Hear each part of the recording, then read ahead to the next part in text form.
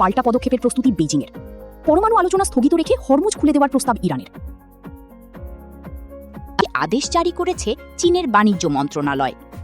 শুক্রবার 2 মে রাষ্ট্রীয় বার্তা সংস্থা সিনহুয়ার বরাতে কাতার ভিত্তিক সংবাদ মাধ্যম আল জাজিরা এ তথ্য জানায়।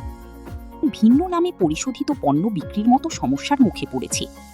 চীনের মোট পরিশোধন ক্ষমতার প্রায় 1/4 পরিচালনা করে এসব টি-পট রিফাইনারি।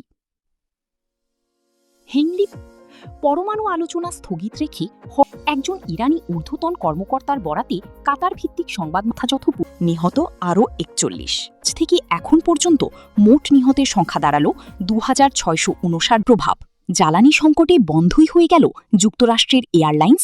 ও ঋণের দায়ে তারা আর কার্যক্রম চালিয়ে নিতে পারছে না।